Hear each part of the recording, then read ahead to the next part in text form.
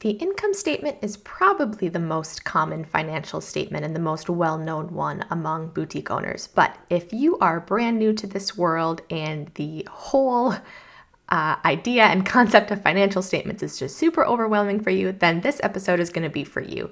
This episode, we are going to walk through the income statement, and we're going to talk about the purpose of the income statement.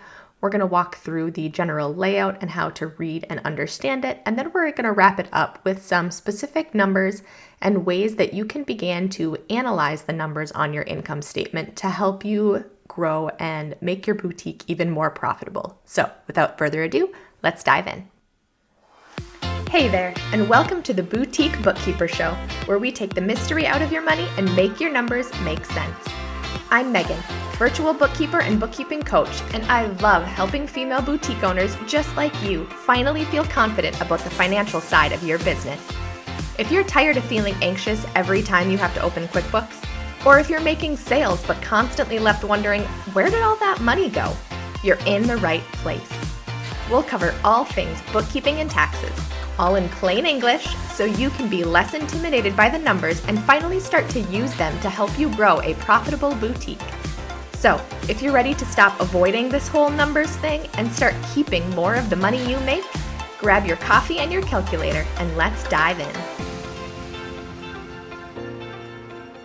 Hello, and welcome to another episode of the Boutique Bookkeeper Show.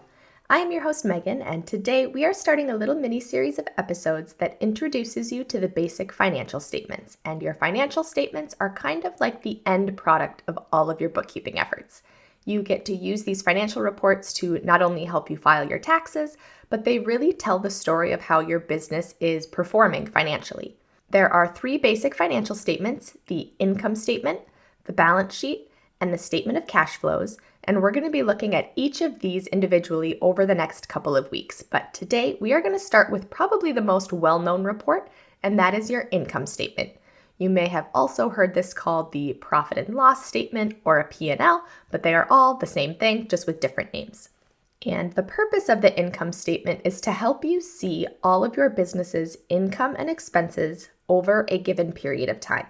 You can run it for any time period you want. It's common to look at it as of last month to see how your business performed last month. You can look at year to date to see how much income and expenses you have brought in the current year. And I even like to compare it to prior periods as well. So you can look at maybe your year to date profit and loss statement to see what you've done this year, and then compare it to last year for the same time period to hopefully see how your income has increased. Maybe your expenses have decreased if you're working on cutting out expenses, but it's really helpful to compare time periods between each other to see how your business has either improved or struggled in different areas. No matter what type of business you have, the layout of the income statement is always going to be the same. The very top section of your income statement is going to be what's called the income section. So in here, it's going to list out things such as your gross sales, discounts, returns, shipping income, all of the things that are related to the money that you have brought in. That's going to be listed out at the top. At the bottom of all of those line items, you're going to see like a total sales or a total revenue to give you kind of a summary of what's called like your top line revenue. Immediately after the income section, you're going to see the cost of goods sold section. So chances are, if you're listening to this podcast, you sell products. If you have a boutique or some type of retail space, your cost of goods sold is going to be very important that you are representing this correctly. So I've talked about this in a couple previous episodes as well, but it's important that you are recording your cost of goods sold as the cost of the products that you have actually sold.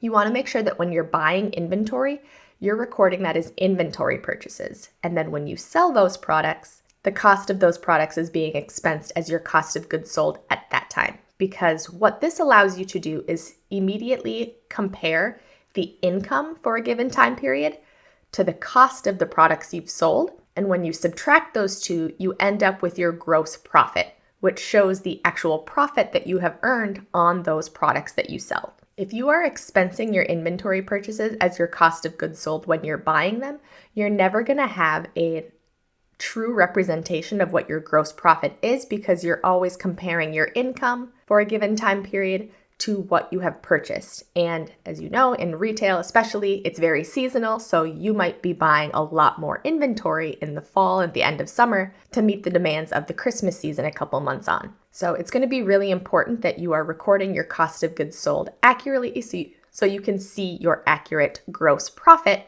and be able to calculate your profit margin. After your gross profit, you're going to see all of the expenses. Now, this is probably going to be the longest section on your income statement, and it lists out all of the overhead expenses that you need to pay in order just to keep your boutique running smoothly. So this is going to include things like your rent expense, your utilities, any employee wages, marketing, advertising, software, shipping supplies, the actual cost of shipping, and so many different more categories. Just a little side note here, if you want a copy of my boutique specific, it's called the chart of accounts, where it lists out all of these different expense categories that I recommend using, you can go ahead and grab your template at findingfreedomfinancial.com/COA-template. I'll make sure to link it below in the show notes as well, but this is a Google Sheet spreadsheet that you can import directly into your QuickBooks Online, and it will give you all of the expense categories that I recommend that you use, so they're all broken out correctly on your income statement. And then after the long list of expenses on your P&L, you are going to see your net operating income or profit. And what that calculates is your gross profit, subtracting out all of the expenses to leave you with your, hopefully a profit anyway. If it's negative, that means that you had a loss, which means that you had more expenses than income for the given time period. After your net operating income or profit, you may or may not have another little section at the bottom for any other income or expenses. Typically, I put items down here that aren't earned or spent in your normal course of business from your main operating activities, but maybe it's things like credit card rewards, or maybe you get paid for Facebook Reel views. I also like to include any interest expense that maybe I earn on a business savings account. It's money that you earn and you spend in your business, but it's not necessarily contributing to the overall operating of your business. So that's why I kind of like to throw them at the bottom in like another other income or expenses section.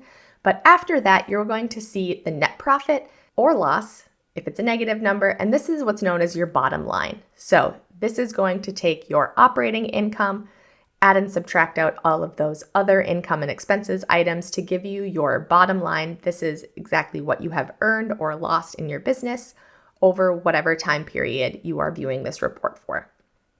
Now, obviously, we all hope for a profitable business. We want to see that number being a positive number. Ideally, we want to see that number growing over time. But if it is a negative number, this is a great opportunity for you to kind of take a look at your income statement and say, okay, how can I make this number better? Maybe once you are actually recording your cost of goods sold accurately, you're realizing that your gross profit isn't actually as healthy of a number as you were hoping. So maybe you need to look at increasing your prices or figuring out a way to actually decrease your cost of goods sold so you can get the products cheaper, so you can have a higher margin to help you cover all of those overhead expenses. This is really where kind of the fun part of looking at your numbers comes into play, is once you have these financial reports, you can start making it a game for yourself and being like, okay, how can I make this better? But you're never going to be able to improve your business if you're not looking at these numbers to see where you're actually starting from. So if the whole world of financial reports is brand new to you, I want to give you a couple of things that you can be looking at just to help get you started in looking and analyzing your income statement specifically. So the first thing that's really easy to look at is just look at that bottom line number. Is it positive or is it negative?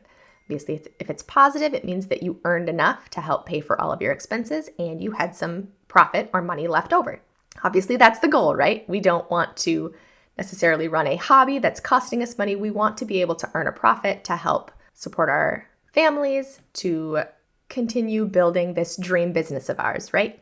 But maybe if it is negative, it's time to kind of dig in and see like, okay, why did that happen? Maybe, your sales were just way down compared to prior months, or maybe you invested more in advertising that didn't really have the return that you were hoping. So it's just kind of start asking yourself why some of these numbers are the way they are to kind of start getting more confident and understanding these numbers. And to be honest, you may not know the answer right off the top of your head, but the more and more you look at these reports, the more comfortable you'll get and the more you'll be able to answer these why type questions.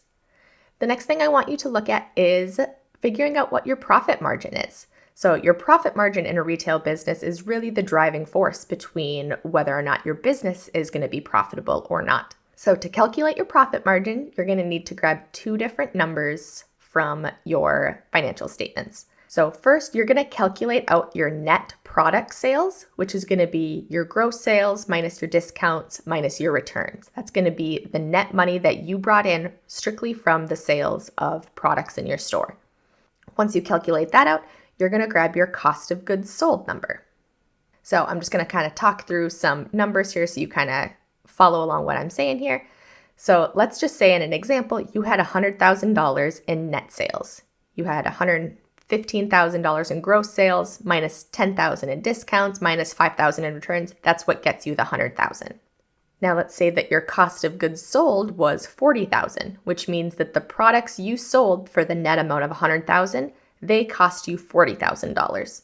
So in this example, we're going to take the $100,000 minus the $40,000 for a $60,000 profit on those products. Then to calculate your profit margin, you're going to take that $60,000 divided by your net sales of $100,000, and you get 0.6 or 60%. So if you followed that, what does that number actually mean? So that means that for every $1 that you earn in sales, you essentially have 60 cents left over to pay your expenses.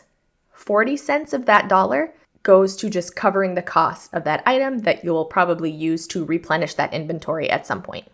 So obviously we want to make sure that your profit margin is high enough to help contribute to paying for all of the overhead expenses, because as you can see, that dollar that you earn, you really only have 60 cents of it left over to pay for expenses. The third thing that I want you to kind of look at in your income statement every month is start comparing to prior periods. So one of my favorite things to do for my clients is look at how the current month's number compares to maybe the immediate prior month. But in retail, obviously, it's very seasonal in nature. So your sales in November will probably be higher than, the immediate month October, because you're gearing up for those holiday sales and all of that. So what can be really helpful in retail is maybe comparing the prior month. So right now we're in October. Let's look at September of this year and compare it to September of last year, because at least it will kind of match the seasonality of the business.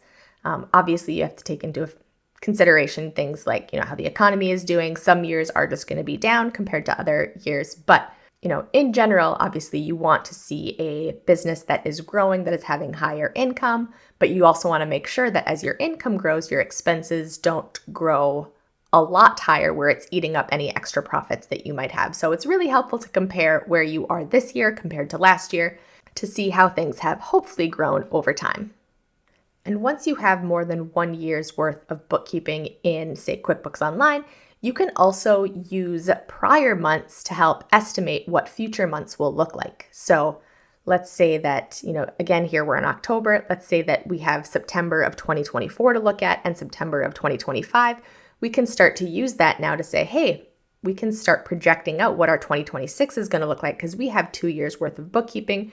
We can see that our sales have been on average growing, X percentage. We can use that to help estimate how much inventory we might need next year, what kind of staffing we're going to need to be able to help support those that are coming through our store and things like that. So it's really, really helpful once you have more and more information and more years worth of data in there. But obviously, in order to get that, you need to start. And all of that starts with solid bookkeeping and just being able to understand these reports that are going to be generated for you.